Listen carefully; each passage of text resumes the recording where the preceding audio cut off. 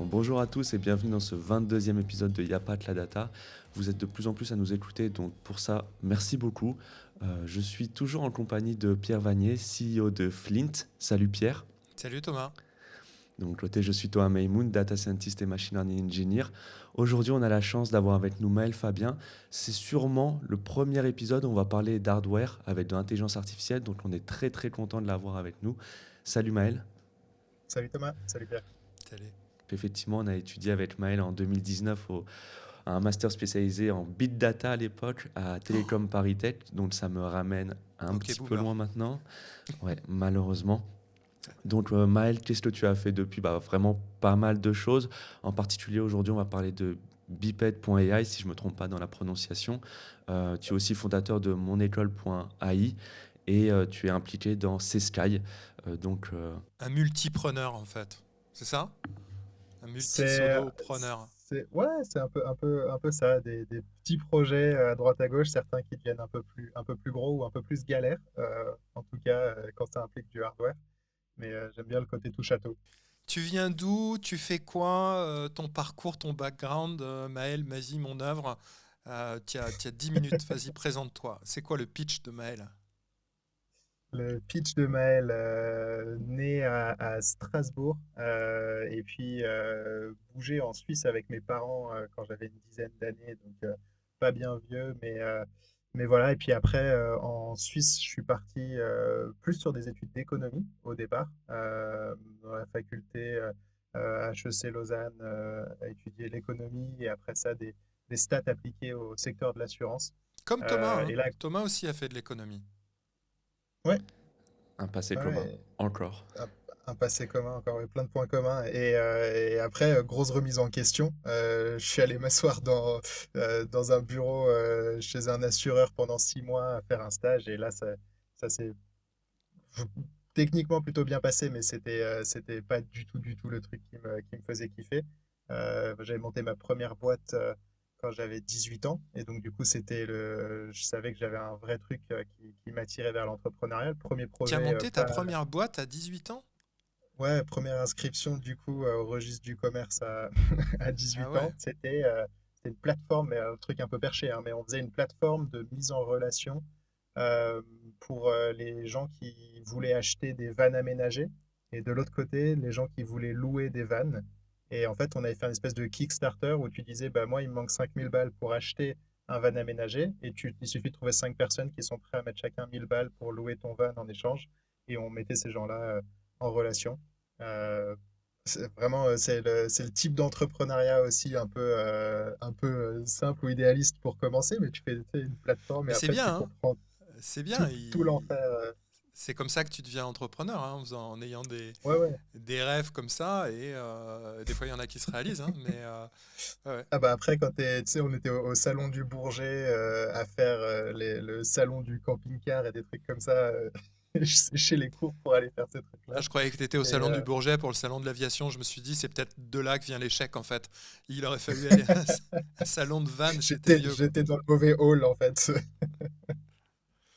Donc ouais, et donc fait un peu d'assurance, mais pendant juste quelques mois. Et là, j'ai commencé à avoir une grosse remise en question et j'ai trouvé le master spécialisé à Télécom à Paris. Et puis je me suis dit, bon, bah, je vais vendre ça comme concept à mes parents en disant, c'est pas un pivot complet, je vais étudier un peu plus la programmation. Et puis en fait, là, ça a été le début d'une transition complète. Euh, Vraiment kiffé tous les trucs d'IA appliqués en fait de manière générale. Et j'ai pris un volet un peu plus traitement de langage naturel, resté en stage dans une start-up à Paris. Et puis voilà, et après parti en voyage avec ma copine. Et en voyage, on s'est un peu posé la question de ce qu'on allait faire. J'ai trouvé un poste de doctorat à l'EPFL, à Lausanne, du coup, de retour en Suisse. Et je suis rentré dans une thèse où je faisais du traitement de la parole. Euh, donc ça, c'était un volet un peu plus technique sur le début du Covid, mais qui était assez cool. Et l'opportunité de monter Biped AI s'est présentée en rencontrant une personne malvoyante qui utilisait une canne, qui faisait un FaceTime à un proche pour être guidé jusqu'à l'hôpital ophtalmique. Son proche était confiné, donc pas de possibilité de se déplacer ensemble. Je me suis dit, mais c'est ouf. Du coup, il y a une personne qui est en train de guider un utilisateur malvoyant jusqu'à l'entrée de l'hôpital, mais à distance.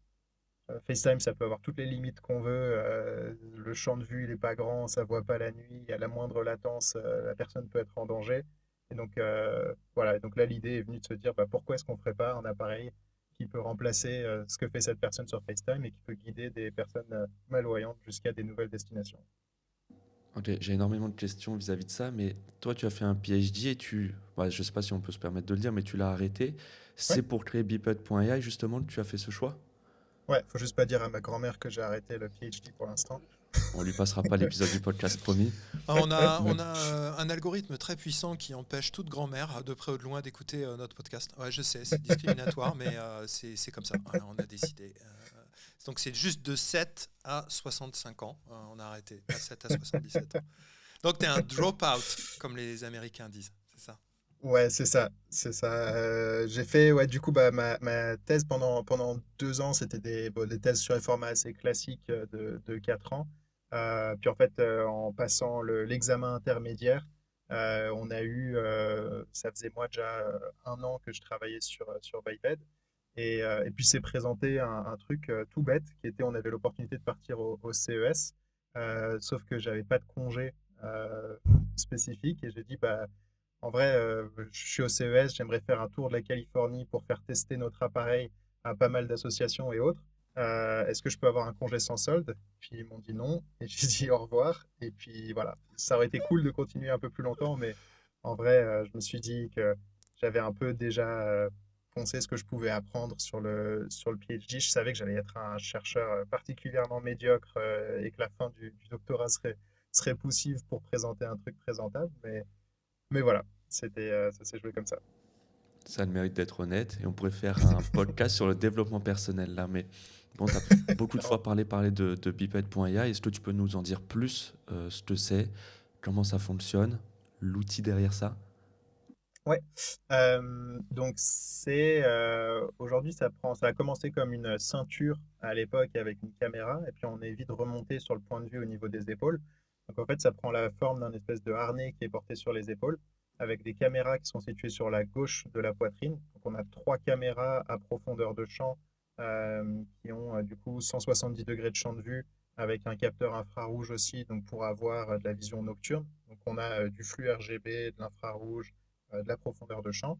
On a un ordinateur embarqué sur la droite de l'appareil avec des boutons de contrôle et on a un module de batterie à l'arrière de la nuque. Et l'idée, c'est que en portant ça, en fait, les gens peuvent soit avoir un retour audio direct, soit connecté via des écouteurs.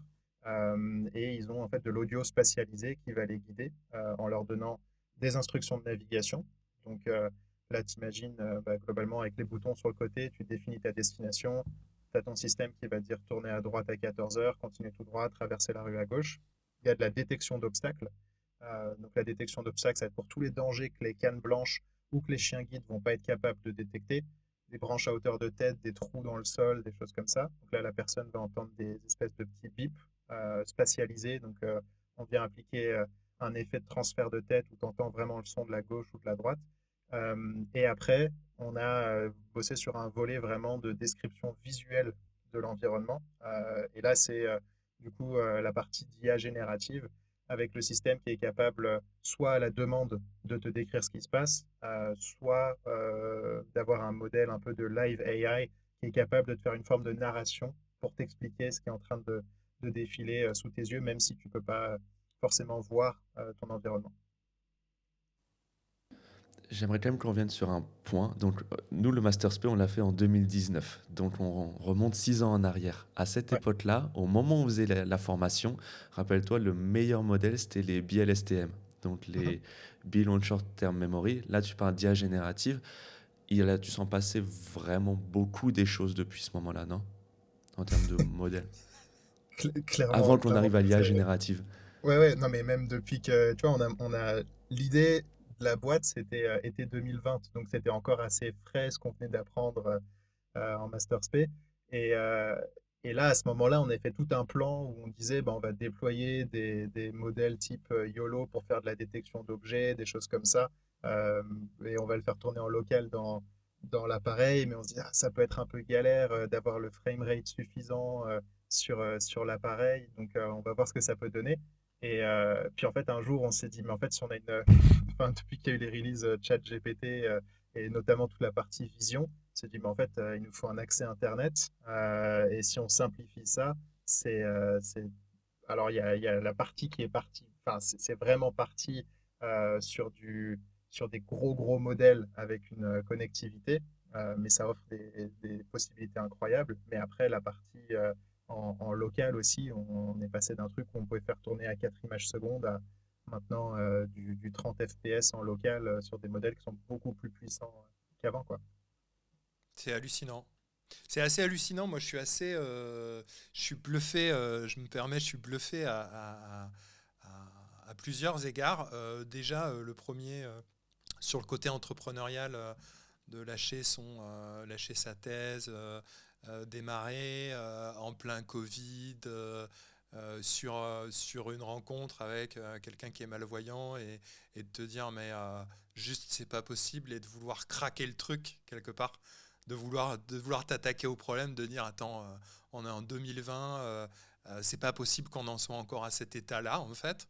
Donc ça je trouve Ouais. c'est topissime et puis aussi finalement halluciné rétrospectivement de me dire bah, ça fait, j'ai l'impression que ça fait quoi 4 ans, 5 ans, 4 ans max, c'est ça à peu près Ouais.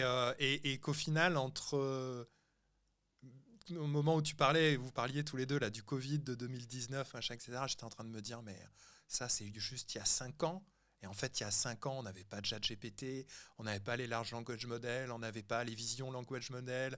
Et en fait, l'espèce de saut générationnel qui a eu lieu dans ces 5 dernières années, je sais pas vous, mais en tout cas, moi, il me donne beaucoup tu vois, espèce de vertige, tu vois ce que je veux dire, en Ouais. termes de puissance, de nombre de trucs sortis, quoi. Donc du coup, vous avez une partie hardware. Est-ce que c'est juste d'appeler ça finalement une plateforme?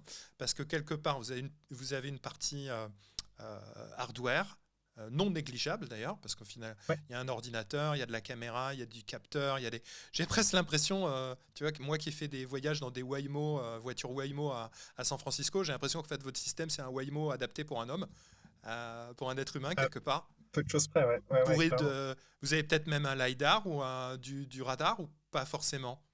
Ouais, on est passé vraiment sur de la caméra profondeur de champ. Donc, on fait Ok, de la vision stéréo. ok. Et sur les caméras qu'on a choisies, tu as un Des petits. émetteur infrarouge Ok, donc pour avoir la vision nocturne. ok. On a du gyro, on a une boussole, Ouais, c'est on a vraiment la ultra connectivité complet, Wi-Fi, quoi. Bluetooth, tu as un CPU, alors là, la plateforme qu'on utilise, ils appellent ça un NPU, mais tu as entre 6 et 10 teraflops selon les modèles que tu prends pour ces ordi embarqués. C'est pas Mhm. énorme parce que c'est des plateformes qui ont été développées entre 2022 et 2023. Mais là, c'est les trucs où si tu essayes de passer en production, par exemple, des Jetson Nano qui peuvent Jetson, c'est avoir la nouvelle petite plateforme d'NVIDIA. ouais, Ouais. exact. Et ça, bah, ils ont fait un gros refresh de cette plateforme-là, Mhm. qui est intéressant, où tu peux monter à plus de 60 teraflops pour de l'inférence de modèles de deep learning en local, ce qui permet de faire tourner des VLM aussi en embarqué, ce qui commence à être assez dingue, parce que tu peux avoir toute la partie traitement de la parole, ceci, cela qui se fait en embarqué. Euh, Génial. mais ça vient aussi avec des coûts qui sont assez importants, donc il faut toujours balancer voilà, le coût avec lequel on sort sur les coûts de prod, parce que typiquement sur le marché de l'accessibilité, c'est le genre de truc dans le médical où on dit tu n'as jamais assez de marge pour te protéger de ce que le distributeur final va te demander pour acheminer la formation et les derniers kilomètres jusqu'à l'utilisateur. Donc là, on était obligé de faire quelques trade-offs voilà. Mais pour la petite histoire drôle, en fait, on a un bout de code qui est fait, qui a été codé par les équipes de recherche de chez Honda. Et donc, en fait, on a négocié un accès à une licence d'un brevet de prédiction de trajectoire piétonne que Honda a développé. Ah ouais. Ah ouais. Et leur unité de véhicule autonome avait ces algos avec des brevets qui étaient en train de moisir quelque part. Et puis, puis sont dit, ah, ça serait cool d'appliquer ça sur un vrai produit. Et puis, ils nous avaient contactés et on a fait ce projet-là. Donc, les prédictions de trajectoire pour filtrer qu'est-ce qui deviendra un obstacle ou pas, c'est un algo de chez Honda. Ok, c'est Trop marrant. impressionnant. Est-ce qu'à un moment, juste la recherche, elle t'a influencé dans l'approche entrepreneuriale de Bipod.ai ou pas du tout? Euh, je pense que ça t'apporte un peu des fondamentaux sur la manière dont tu veux tester ce que tu Mm. déploies sur le marché. Ça limite un peu plus cette capacité à pousser directement quelque chose qui est à moitié fini. Ça peut être il y a des bonnes choses comme des mauvaises choses. Je pense que pour le hardware, ça fait partie des trucs où c'est quand même pas mal de vraiment se poser la question de c'est quoi la bonne ergonomie, comment est-ce que je valide dans des tests utilisateurs concrets avec des professionnels qui font ces tests-là à ma place, parce que tu n'as pas envie d'avoir des utilisateurs qui sont juste gentils avec toi et qui disent ouais, ouais, j'adore, et puis qui derrière utiliseront jamais l'appareil. Mm. Donc cette approche-là de passer par des professionnels de basse vision et autres, ça a apporté pas mal de maturité là-dessus.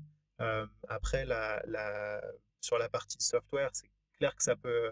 Mon associé, lui, faisait de la robotique à l'EPFL, et c'est clair que du coup, tu as vraiment cette notion d'avoir envie de pousser un truc qui, bah, typiquement dans le domaine médical, tu as tenu compte de tous les edge cases que tu pouvais imaginer initialement. Et là, en l'occurrence, la toute première version qu'on a plantée, si l'obstacle venait d'un angle spécifique, on avait un radian qui était foiré et qui provoquait une erreur et l'appareil s'éteignait. C'est des trucs, tu peux pas pousser ça à l'échelle, et heureusement que les toutes premières versions servent à ça. Mais je pense que le travers de beaucoup de boîtes dans ce secteur-là, c'est beaucoup de projets de spin-off universitaires, parce que c'est dur de trouver des financements dans le secteur de l'accessibilité initialement. Et donc, du coup, tu as beaucoup d'universitaires sur ce secteur-là de manière générale. Ok, j'ai pas mal d'autres questions et j'aimerais pas trop transgresser, enfin parler d'autres choses que l'intelligence artificielle, mais en termes de business model, toutes les évolutions qu'on a pu avoir en 5 ans, est-ce que ça a un peu changé votre business model? Puisque si je comprends bien, maintenant vous utilisez Internet, donc votre, si je me trompe pas, hein, votre hardware, il est toujours connecté en 5G, en 4G ou ce genre de choses maintenant, c'est ça? Ou même autre chose? En partage de connexion. On a fait vraiment le Ok, truc le plus simple à ce niveau-là. Donc en fait, on offre deux niveaux d'intelligence sur l'appareil. On a une partie avec des modèles qu'on fait tourner en local, et une partie où si on a un relais Internet, bah là on peut aller taper dans des modèles qui sont un peu plus intéressants. Et on n'est pas seulement sur des algos de segmentation et de détection d'objets, mais où tu as vraiment une interaction plus naturelle avec une narration plus naturelle sur ce qui se passe autour. Du coup, ça a apporté juste des frais récurrents qu'on n'avait pas spécialement prévus. Et là, d'un coup, c'est posé la question de se dire, bah tiens, nous, on avait prévu d'entrer à tel prix sur le marché. Mais en fait, on se rend compte que oui, on va pouvoir se passer de certains développements offline ultra poussés. Donc en fait, on va avoir moins de besoin d'annotation de données. Dans toute la vie de la boîte, on a eu moins de 20 000 euros de frais d'annotation de données en tant que tel, sachant que pour mettre un produit de computer vision sur le marché, tu dis toujours que enfin, tu te disais il y a quelques années que c'est ça qui va coûter très cher, c'est de collecter et d'annoter de la donnée. Euh, mais par contre, ça a apporté des frais récurrents mensuels.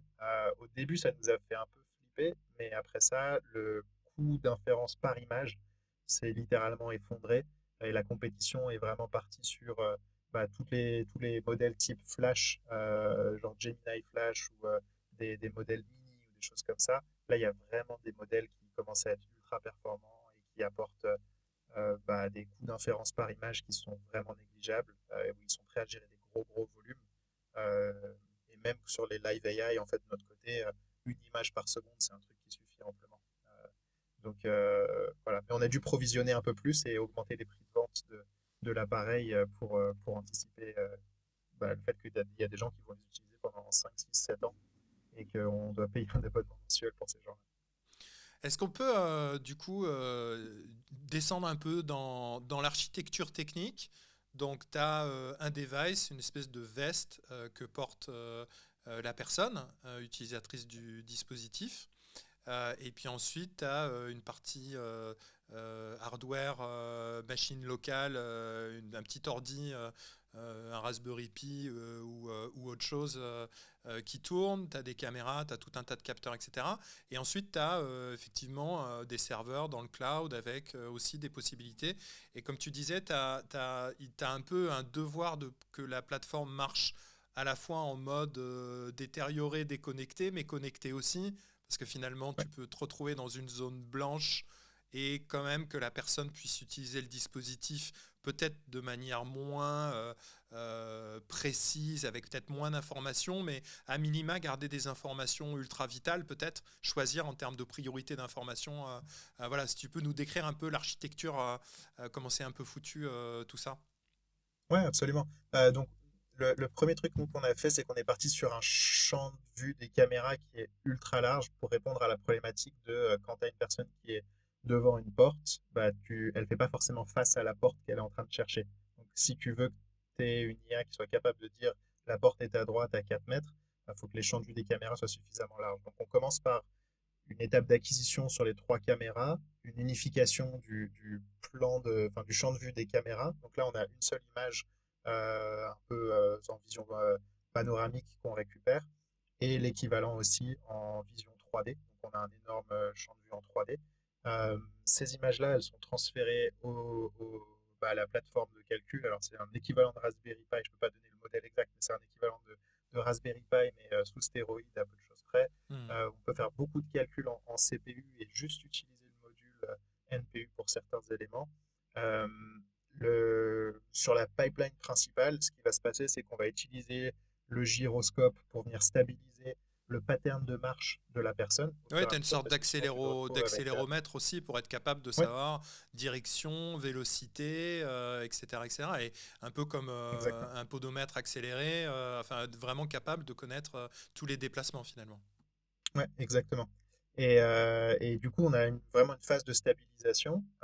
Et ensuite vient la problématique pour nous, ce qu'on veut garantir, c'est que la personne est capable de détecter des obstacles pour les éviter. Ça, c'est la mesure de sécurité. Et d'un point de vue dispositif médical, on est obligé de garantir ça Ah, en justement, temps vous réel. êtes labellisé dispositif médical, ce qui veut Tout à dire fait. tout un tas de réglementations, régulations, etc. On pourra y revenir parce que c'est important quand même. Oui, exactement. Et donc, du coup, de ces régulations-là dérive le besoin de détecter des obstacles en temps réel. Le temps réel est généralement classifié à partir de 6 images secondes sur des traitements en computer vision. Donc là, nous, on arrive à 10 images secondes. Mais sur cette pipeline, c'est-à-dire qu'à 10 images secondes, il faut qu'on soit capable, sur ce point de champ de vue unifié en profondeur de champ 3D, de détecter les obstacles. Le truc, c'est que si tu dis juste tout ensemble de pixels qui a moins de 5 mètres, par exemple, est un obstacle, le sol est un obstacle, le plafond est un obstacle, tout devient un obstacle. Tu as vraiment une notion d'estimation. C'est l'équivalent du drivable surface pour une Tesla, par exemple, où ils Ouais. essayent d'estimer sur quelle zone tu peux rouler et où va la route. Bah, nous, on a une première segmentation du sol pour identifier est-ce que la personne peut marcher sur cette zone-là ou pas. Mhm. Et une fois que tu soustrais ce sol du reste de l'environnement, il te reste des obstacles potentiels. Ça peut être des murs, et après, ça peut être des instances d'obstacles ou des trous. Et là-dessus, tu as des algos agglomératifs, du tracking, la prédiction de trajectoire. Tu réfléchis en termes de temps d'impact de l'obstacle, parce que tu as ton tracking temporel. Et sur cette base-là, tu choisis de prioriser quel est l'obstacle qui a le plus de risque de collision avec la personne. Euh, et une fois qu'on a ces infos, on décide de soit jouer un son, soit pas jouer de son. Et si on joue un son, on regarde la localisation de l'obstacle dans l'espace. Si par exemple il est à 14 heures à droite, bah là on fait une spatialisation d'une séquence sonore et on traque cet obstacle. Et au fur et à mesure qu'il se rapproche, la personne entend un bip, bip, bip, bip, bip pour savoir qu'il y a cet obstacle qui se rapproche. Donc on essaye de réfléchir beaucoup en termes de temps d'impact, mais on ajoute de la redondance avec un cut-off à une distance donnée, ce qui permet aussi, d'un point de vue dispositif médical, garantir que, quel que soit le seuil, on ait toujours un obstacle qui soit notifié si jamais il y a une collision imminente. Donc ça, c'est toute la pipeline qui tourne en local. Et après, on a 2 éléments additionnels qui vont tourner. Donc ça, en fait, l'appareil en tant que tel, on l'a appelé NOAA pour navigation, obstacles et AI. Donc la partie obstacle, je viens de vous la décrire. La partie navigation, on a fait le choix d'utiliser l'antenne GPS du smartphone mais d'offrir une interface main libre à la personne et surtout de venir fusionner ce que voient les caméras avec la notion de la navigation GPS. Donc, si le GPS dit continuez tout droit puis tournez à droite à 14 heures, en fait, au moment où on dit tourner à droite à 14 heures, nous, on peut faire un petit check avec les caméras, regarder si on fait un espèce de path planning à droite à 14 heures, est-ce que le chemin est vraiment libre ou pas? Et s'il n'est pas libre, en fait, on peut venir gérer la temporalité de l'information GPS pour la donner au meilleur moment à la personne. C'est un petit check visuel, pas très compliqué, mais ça permet de mieux timer les instructions qui sont données. Et après, on a la partie d'intelligence artificielle qui tourne. Je vais plus me concentrer sur le cas d'utilisation connecté au cloud parce qu'il est un peu plus intéressant. Là, globalement, en fait, on fait un espèce de buffer en local sur l'appareil. Et ça part, c'est streamé sur un serveur cloud. Euh, et là, on a une pipeline qui va globalement venir faire tourner un VLM sur des espèces d'outputs structurés. Donc, comme ça, Ah, on attends, a attends, la attends, notion parce de que là, présence. on est en train de perdre tout le monde. VLM, Vision de Ouais, Language Model. Donc, langage model qui est spécialisé, on lui fait passer des images et il infère des données par rapport à ces images. Bah, tu fais ouais, passer une photo, il y a un chien, un canapé, il te dit bah, il y a un chien, un canapé, etc. Et donc, du coup, inférence, et après, tu parlais inférence et du coup, output structuré. Donc, vas-y, ouais. euh, Et donc, output structuré, c'est ce qui va nous permettre de pas seulement avoir une description comme quand on envoie une image sur ChatGPT et on a une description de l'image en retour, mais ça va aussi nous permettre de demander la présence ou la catégorie de certains éléments. Donc, on peut dire classification, est-ce que la personne est en intérieur, en extérieur? Qu'est-ce qu'elle est en train de faire? Est-ce qu'elle est en train de marcher, d'acheter quelque chose, de ceci, de cela? Est-ce qu'il y a tel et tel objet dans l'espace? Et comme ça, on a mhm. une notion un peu latente de quels sont les éléments dans l'environnement et ça nous sert un peu de système de classification parfait Et de référence, quoi. du coup, j'ai une question juste pour l'output structuré parce que ça m'intéresse et j'aime beaucoup ça. Ouais, J'imagine que vous avez peut-être défini un schéma particulier de type d'objet, de type d'extérieur, de quelque chose qui va finalement traduire le monde extérieur avec ouais. ce schéma-là pour pouvoir ensuite ressortir, après l'inférence des VLM, ressortir un output, donc une sortie structurée qui soit adaptée à ce schéma et finalement adaptée aux données qui vous intéressent et intéressent votre système. Ouais, et c'est là que ça devient, je trouve, super intéressant, c'est qu'en fait, on a pris l'expertise métier de ceux qui sont spécialisés dans la formation à la mobilité pour les personnes aveugles et malvoyantes. Ah C'est super, un bah métier qui vas-y. s'appelle instructeur en locomotion. Ok, Et en fait, instructeurs en locomotion, ils ont une bible qu'ils appellent le Big Red Book, gros livre rouge, et ça, c'est les fondamentaux de l'instruction et de la locomotion. Et c'est un consortium international de tous ces génial. professionnels de basse vision, et ils disent globalement comment est-ce qu'on apprend à traverser une route, quels sont les objets intéressants et quels sont les éléments où Ah, ils c'est considèrent que génial. la personne a Hein, vraiment réussi à débloquer un prochain niveau de locomotion individuelle. Et là, ouais. tu valides la formation de la personne. Donc, nous, on est venu en fait digitaliser tout ça, on s'est tapé tous les bouquins et on est venu tous les traduire dans un output structuré d'un VLM. Top, super. Moi, c'est fascinant, je ne sais même pas trop quoi dire. Déjà, bravo pour le travail. J'ai une question, elle peut être peut-être un peu technique, mais je repars, j'aime vraiment cette différence d'il y a 5 ans à aujourd'hui. C'est-à-dire qu'on se rend compte qu'en très peu de temps, il y a eu un changement de dingue et de paradigme, Ouais, j'irais même dire de paradigme. Il y a 5 ans, j'imagine que vous essayez des modèles de deep learning pour voir ce qui correspondait. Donc je retourne sur l'intelligence artificielle. Pour voir ce qui correspond le mieux à vos besoins. Mais donc, ce qui vous prenait du temps, c'était, j'imagine, les architectures, la mise en place de l'algorithme, la consommation de ressources. Aujourd'hui, tu l'as mentionné, vous utilisez par exemple les VLM, et j'imagine qu'il n'y a pas que les VLM. Est-ce que vous passez le même temps que vous passiez sur la modélisation il y a 5 ans sur euh, la compréhension et la bonne utilisation des VLM ou vous avez gagné du temps grâce à cette évolution? je pense qu'il y a un gain de temps phénoménal à ce niveau-là. Parce qu'au début, j'étais assez sceptique et je me suis dit, mais en fait, on repousse le problème du fine-tuning de ces modèles, du contrôle de la performance. En plus, on aura beaucoup moins d'actions potentielles si c'est juste une API qu'on utilise, etc., etc. La réalité aussi, c'est que dans l'adoption sur le marché de la basse vision, et donc des personnes malvoyantes, il y a les lunettes Meta qui sont arrivées entre-temps. Vous connaissez peut-être le projet Be My Eyes qui ont lancé un truc qui s'appelle Be My AI. Et c'est en partenariat avec OpenAI. Ils l'avaient lancé sur une des conférences d'OpenAI pour annoncer 4O. Ils ont fait les premiers modèles de vision qui sont capables, où on tient son téléphone, on pose une question et ChatGPT répond. Donc, Be My AI a été le Mm. premier à pouvoir déployer ça en utilisation commerciale. En fait, les gens sont devenus extrêmement habitués aux sorties, peut-être aux hallucinations aussi de certains de ces modèles. Et c'est pour ça que la redondance d'avoir à la fois quelque chose qui nous garantit systématiquement que la notion de sécurité elle est couverte par de la détection d'obstacles sur une pipeline robotique assez classique en embarqué. C'est Mm. maîtrisé. Il y a 30 ans, on pouvait déployer quasiment les mêmes algorithmes, un peu moins efficients, mais voilà.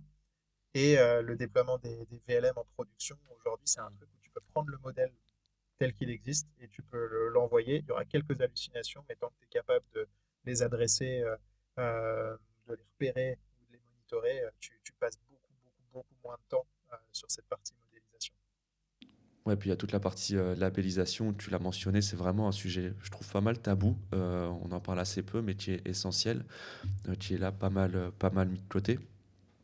Est-ce que dans une autre mesure, vous êtes obligé de suivre toutes les évolutions qui se passent dans le domaine des VLM, LLM actuellement, ou vous êtes en capacité de vous dire, bon, on peut faire une pause, ce qu'on a actuellement est assez bon, ou vous êtes obligé de suivre tout le temps la tendance? Ouais, ça, alors après, il y a une partie, je pense qu'on a le biais aussi intrinsèque où on se dit on n'a pas envie de déployer quelque chose si on sait que c'est juste une API à changer.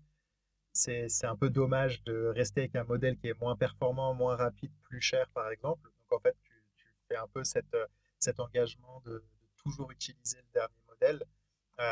Ça peut avoir des limites, clairement, parce que bah, d'un coup, en fait, on s'est rendu compte que typiquement, Gemini est beaucoup moins bon dans les estimations de distance, parce qu'ils ont probablement rien vu en image de profondeur de champ par rapport aux modèles qui sont développés par OpenAI. Mm. Par contre, les modèles d'OpenAI, en termes d'inférence, ils ont du mal à vraiment servir quelque chose en quasi temps réel, parce qu'ils n'ont pas encore désigné vraiment de modèle qui doit correspondre à la catégorie Flash de chez Gemini.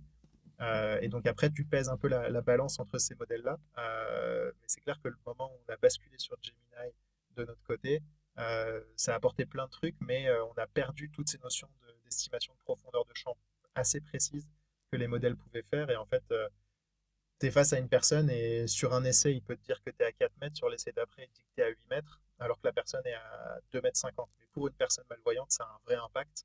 Euh, et donc là, on est venu développer un peu des méthodes pour passer aussi l'information 3D sur les requêtes qu'on envoie à ces modèles-là, Mm. pour qu'il ait en fait une référence et qu'il puisse estimer la distance avec une vraie référence physique, vu qu'on l'a sur notre capteur directement. Et là, maintenant, on s'est un peu plus figé dans cette suite de modèles Gemini. Ça te permet de contraindre en input du modèle, du VLM, tu lui apportes plus d'informations qui lui disent non mais attends, la personne, elle peut obligatoirement se trouver entre 2,50 m et 4 mètres, mais rien d'autre, quoi. Et ça Ouais, l'oblige exactement. à avoir sa sortie et son inférence contraint dans ces bornes-là, finalement, quelque part. Exactement. Et ça limite beaucoup l'hallucination de ces modèles-là. Mais c'est vrai que Ouais. maintenant, vu qu'on est venu développer ces modèles, ces méthodes-là spécifiques aux suites de Gemini, on a plus tendance à rester fidèle à ces modèles-là. Alors, de manière générale, tu envoies toujours un peu de redondance si jamais tu as tel provider qui a des serveurs qui crashent, bah, tu as envie d'avoir un autre modèle en redondance qui peut te servir quelque chose. Mhm. Euh, mais maintenant, c'est plus des upgrades en continu. D'un coup, tu Ouais, as bien sûr. Flash 2.0 qui arrive, tu Ouais, bien as sûr. envie de rapidement pouvoir faire l'update. Et du coup, moi, j'ai quand même une question, parce que là, tu parles quand même d'OpenAI, de Gemini, de Google. Quid des modèles open source là-dedans? Est-ce que dans vos systèmes, dans votre dispositif, vous avez des modèles open source? Si oui, à quel endroit? Sinon, pourquoi? Parce que je pense que c'est intéressant. Vous avez sûrement, ou vous êtes sûrement un peu en permanence à vous poser ou reposer ces questions-là. puisqu'il y a des avantages et des inconvénients, il y a peut-être des limitations. Est-ce que tu peux nous parler de ton opinion par rapport à cela? Ouais, bah, en fait, pour nous, on a une approche extrêmement pragmatique là-dessus. C'est un modèle open source. Il faudra globalement qu'on l'héberge sur, si on veut pouvoir vraiment le posséder intégralement, qu'on l'héberge sur notre serveur. On a des frais fixes de serveur à sortir là-dessus versus des prix par requête. Et donc, en fait, c'est des questions de volume à notre niveau. Et donc, la notion d'arriver à servir quelque chose sur des modèles, même s'ils sont propriétaires de grosses boîtes, au coût d'API, est un truc qui est hyper intéressant sur des petites boîtes, parce que ton, ton time to market, le temps que tu mets Ouais, à arriver sur le marché est bien sûr. extrêmement faible, et en fait toute l'infrastructure cloud de notre côté est gérée Par la bah, mon plateforme. associé qui est ingénieur robotique, et c'est Hmm. pas du tout la qualification de base de déployer des modèles d'intelligence artificielle. Ouais, et de les Mais maintenir c'est en juste prod que, sur les propres serveurs d'inférence, quoi. voilà, c'est ça. Et ça, c'est vrai que ça aurait, fut un temps, nécessité probablement au moins un machine learning engineer qui ait une capacité de mise en prod de ce type Mhm. de modèle-là, ou un data scientist qui est bien vénère sur toute la partie inférence cloud. Et quand ça peut être remplacé par une carte de crédit et des appels à une API, ça facilite beaucoup le prototypage. Après, on en a mis quelques centaines sur le marché. La question, quand tu passes vraiment à l'échelle de où t'amènes ce genre de truc, c'est un peu plus. Ouais, je pense que là, on se reposera probablement la question si on refait un épisode et qu'on est en train d'inonder le marché avec des milliers d'appareils, quoi. Et c'est des points intéressants puisque le vrai bonus, c'est l'infrastructure quand tu payes tes requêtes, puisque tu ne la gères pas du tout. Mais ça me permet d'arriver sur le côté peut-être dispositif médical. Euh, Comment dire ça? Est-ce que c'est un problème pour vous si vous partagez des photos avec Google, par exemple? Parce qu'il y a tout ce Ouais, côté de contrôle, on ne sait pas trop comment les données encore sont utilisées, il est Data la prise. privacy, ouais, bien sûr. Est-ce que c'est un problème pour vous? Est-ce que ça peut absolument. vous bloquer? Ouais. Ouais, c'est un bon point. Alors, c'est pour ça qu'on avait aussi à cœur d'offrir une forme de redondance avec des modèles qui sont embarqués dans l'appareil directement, même s'ils sont beaucoup plus limités dans la capacité de sortie. Tu vois, tu as un certain nombre de classes d'objets, tu as un modèle de détection d'objets, et donc en fait, tu arrives à faire une espèce de synthèse vocale qui dit qu'il y a une voiture à 3 mètres ou des choses comme ça, mais c'est pas du tout la richesse de langage que des VLM peuvent offrir. Euh, il y a des pays où c'est des notions très sensibles. En fait, ça n'a pas grand-chose à voir avec les dispositifs médicaux en tant que tels, parce que ça, ils délèguent à la notion de RGPD. Euh, Bien sûr, on peut prendre tous les verrous qu'on veut bah, cocher toutes les options pour pas que les données soient utilisées en données d'entraînement, etc., etc. Ne pas stocker les données nous-mêmes non plus. Notamment, bah, on peut en théorie avoir du GPS, de la profondeur de champ, du flux RGB. On peut aller très loin et identifier individuellement chacune des personnes. Donc là, bien sûr, nous, on s'est blindé niveau RGPD là-dessus. Le seul truc que te demande la réglementation dispositif médical, et c'est là où des appareils qui sont purement basés sur de l'IA générative auront du mal à passer en production sur ce genre de dispositifs médicaux. Je pense par exemple, tu vois, à des chatbots pour t'aider à aller mieux d'un point de vue psychologique, si tu veux le faire rembourser un jour en tant que dispositif médical d'aide, etc., etc. Il faut vraiment contrôler les hallucinations. Nous, c'était vraiment la notion de redondance avec un algorithme de détection d'obstacles. Le seul truc qu'on certifie ou qu'on garantit en tant que dispositif médical, c'est que la personne ne se prendra pas d'obstacles et qu'elle doit toujours utiliser sa canne et son chien en complément. Donc, c'est pas non plus un remplacement de ces éléments-là. Mais c'est un cadre régulatoire qui a évolué. En fait, quand on a commencé à réfléchir à ça été 2020. On n'était pas encore dispositif médical, sauf qu'il y a eu une évolution de la régulation sur les dispositifs médicaux et qu'à partir de 2021, tous les dispositifs d'aide à la mobilité sont devenus des dispositifs médicaux. Donc on a dû aussi apprendre les joies des quality management systems et de tous ces trucs-là. Ok, et par conséquent, il y a aussi ce côté de confiance, je voulais en parler, c'est euh, comment les utilisateurs euh, voient le fait d'utiliser un outil qui comporte de l'intelligence artificielle. Donc, je ne sais pas si le terme est bon, je m'en excuse. Vous parlez de malvoyants ou peut-être de... Ouais, Ok, malvoyants.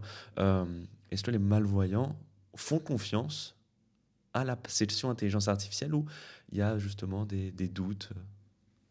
ouais. C'est, ça fait partie aussi des trucs, moi, qui me passionnent. C'est sur des spécificités sur certains marchés.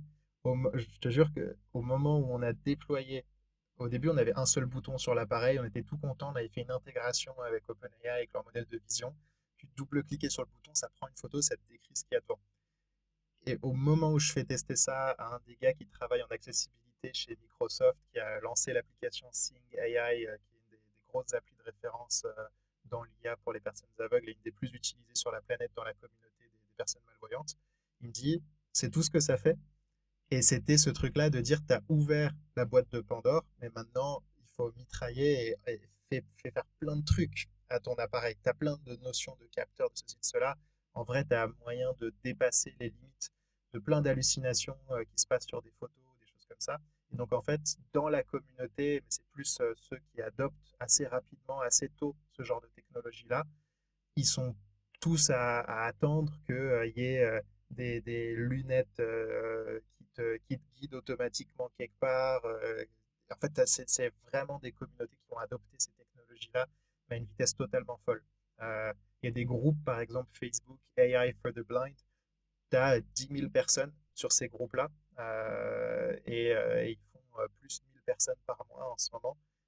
Des groupes de lunettes Ray-Ban Meta pour les personnes malvoyantes qui ont 5, 6, 7 000 personnes. Donc ça se vend dans cette communauté comme pas possible parce qu'il y a une promesse de l'IA qui permet vraiment de dépasser les limites du handicap actuel. Et ça, c'est un truc ultra enthousiasmant, c'est d'avoir des gens qui te poussent à amener d'autres trucs. En fait, il n'y a plus de notion de défiance. C'est tellement rentré dans les mœurs, dans cette communauté, qu'il n'y a plus de défiance du tout. Mais c'est un prisme, désolé Pierre, je sais pas si tu voulais dire quelque chose, mais c'est un prisme qui est super intéressant parce que bah, pour moi, les lunettes Ray-Ban, c'est pas du tout vendu comme un outil d'aide à la personne. C'est plutôt fait pour enregistrer en temps réel des actions.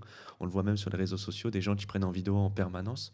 Euh, c'est marrant ce prisme que tu as finalement de euh, cet outil-là du quotidien qui peut être utilisé par une personne qui voit bien, on va dire, qui voit bien, Ouais, euh, et le prisme des non-voyants qui attendent cet outil comme, bon, je vais pas dire le Messie, mais avec beaucoup de potentiel pour avoir une vie plus agréable.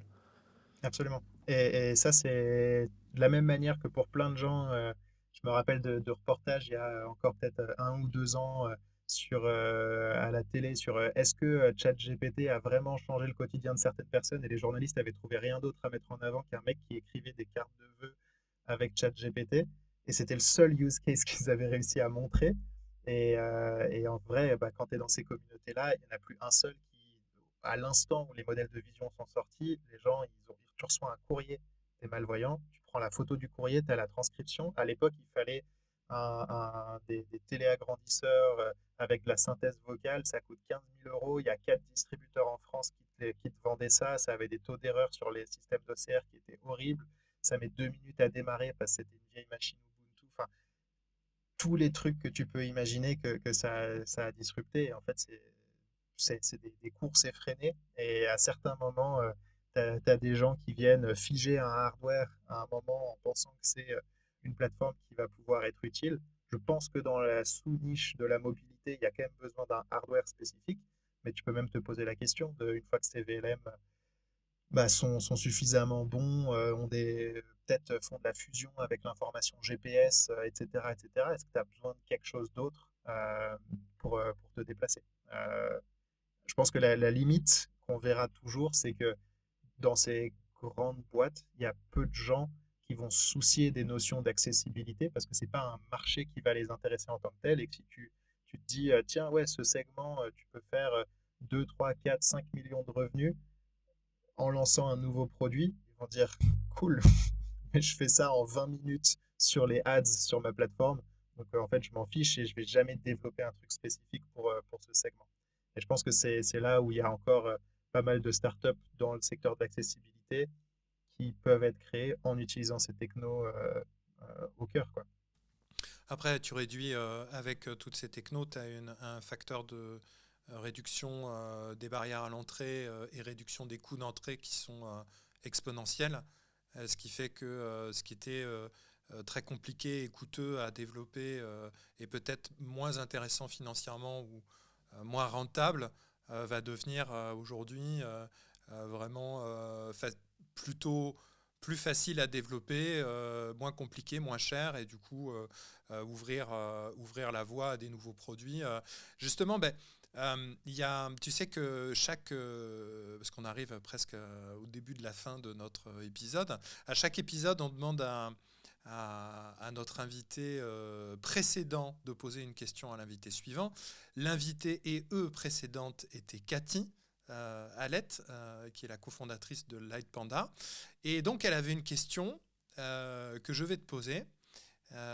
Face aux investissements massifs en IA, par exemple le plan Stargate aux États-Unis, les 100 milliards en France, les 200 milliards du plan Europe, etc.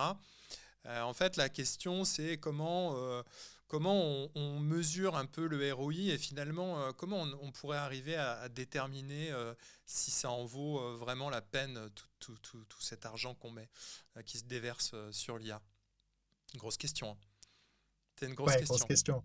Grosse question, parce que c'est vrai que je ne vous cache pas qu'au moment où le plan Stargate a été annoncé avec les 500 milliards, on se dit, mais surtout qu'il y a l'air d'avoir une exclusivité sur l'exploitation par OpenAI d'une bonne partie de cet investissement.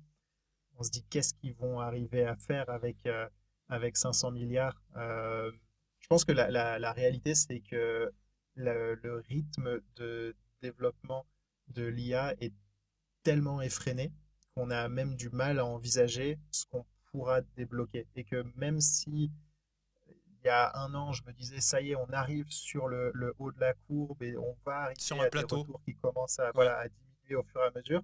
Bah là, d'un coup, il y a Lovable qui fait 17 millions de revenus annuels récurrents en 90 jours en lançant le futur de la programmation.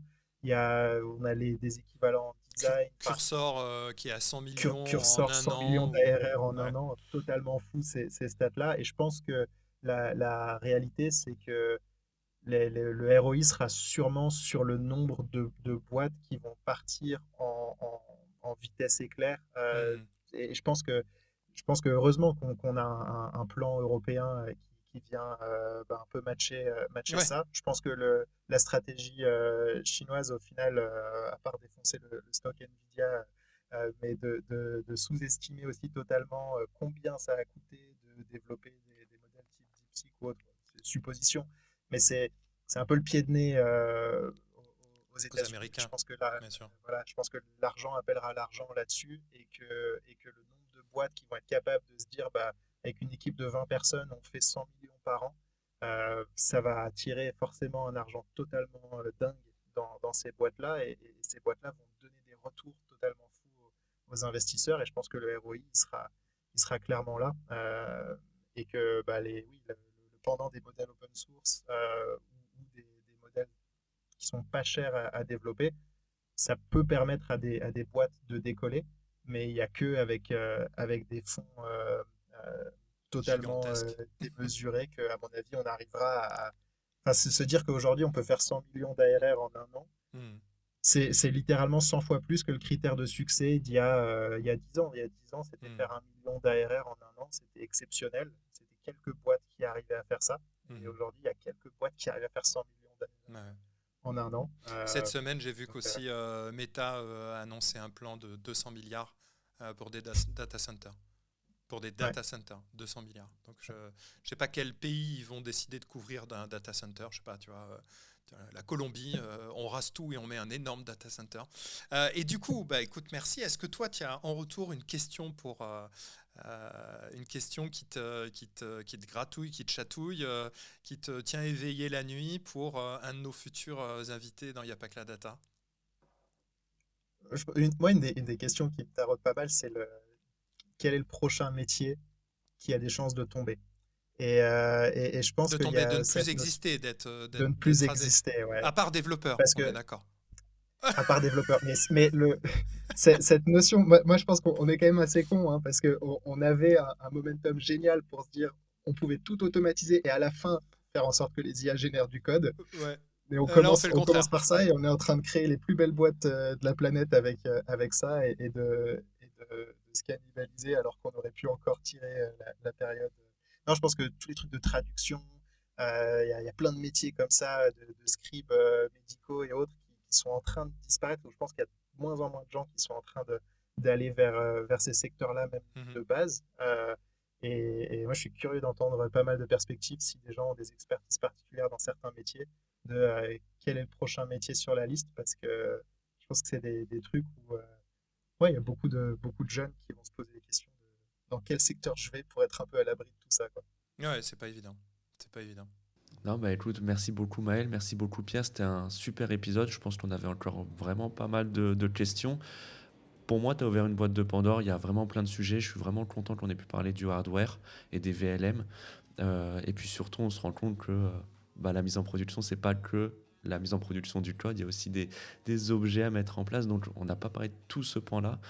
Mais écoutez, merci beaucoup, merci Pierre, merci Maël. Et on se retrouve très vite pour un prochain épisode. Merci à vous Salut! deux. C'était top. Merci. Ciao.